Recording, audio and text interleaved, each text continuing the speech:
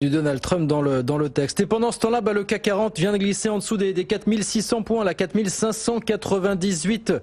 En ce moment, on va retrouver Romain Dobry, membre de la cellule info d'experts de Bourse Direct. Bonjour Romain, ce que vous nous dites, c'est que oui, il y a de la volatilité, mais pas encore de sentiment de panique, si on résume les choses comme ça finalement. Bonjour Guillaume, bonjour à tous. Oui, c'est ça. Enfin, il y a quand même une vraie défiance. Le marché est quand même dangereux. Il a baissé largement, mais on n'a toujours pas eu ce fameux sell-off. On n'a toujours pas eu cette capitulation qu'on attend depuis longtemps.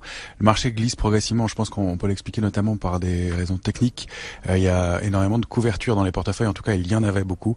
Il en reste pas mal sur les échéances de janvier, mais la position ouverte sur les options est très faible.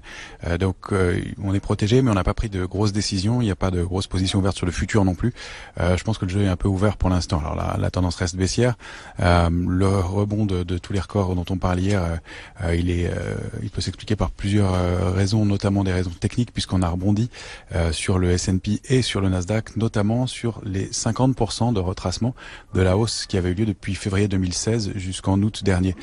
Donc sur des niveaux très techniques qui avaient été vraiment bien identifiés par tous les investisseurs manifestement, après un excès de baisse qui s'est produit quand même puissamment, même s'il n'a pas été très violent, mais il s'est quand même produit puissamment et régulièrement.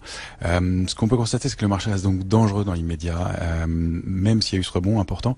Vous parliez de la Plunge Protection Team, probablement il y a eu ces interventions hier qui ont été coordonnées par différentes banques aussi américaines, donc ça a joué parce que un rebond d'une telle ampleur, ça ne clique pas uniquement pour des raisons techniques, il doit y avoir des rachats de short, des rachats de vente à découvert, et puis aussi des constructions liées à la volatilité. Il y avait beaucoup d'acheteurs de volatilité, et donc le retour de bâton du marché a probablement un rapport avec cette débouclement de position longue de volatilité. Donc on n'est pas sorti du mouvement baissier du tout. Le mouvement auquel on assiste, c'est plutôt un mouvement de pullback, un mouvement assez technique, donc de retour vers les niveaux sous lesquels on a rompu violemment, donc des niveaux qui deviennent des résistances majeures maintenant. Ce qui veut dire que a priori il reste encore une dizaine de pourcents de baisse sur les indices en moyenne. Alors ça va de 8 à 12 selon les indices, mais majeurs entre l'Europe et les États-Unis. Mais voilà, à court terme, on peut cibler aux alentours de 4510 points sur l'indice CAC 40. La zone 4460, 4510 serait une cible possible. Maintenant, cette grosse intervention qui a eu lieu hier, elle fausse aussi la donne. Le marché est peut-être pas aussi facile à travailler dans l'immédiat. Pour l'instant, ça a donné un coup d'arrêt au mouvement de baisse, même si pour nous, ça n'a pas eu d'incidence très positive, puisqu'on gagnait près d'un 70% ce matin, et on est maintenant en baisse de 0,60% environ. Donc, voilà, on n'est pas sorti du mouvement de baisse. Il n'y a pas de signaux de retournement à court terme. Il faudra plus de temps et d'éléments. Ce qu'on constate, c'est que les figures techniques de retournement sur le marché qui se sont mises en place depuis janvier dernier, donc sur un an, sont en train de se valider. Donc le marché est pour l'instant très technique, pas d'intervention de fond, pas de grosses mains qui rentrent dans le marché. On voit que les volumes sont toujours plus importants à la baisse, même si la journée de hausse hier a été tonitruante sur les indices américains.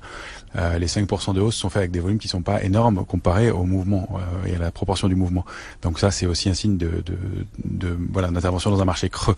C'est pas un signe de rebond puissant et fort.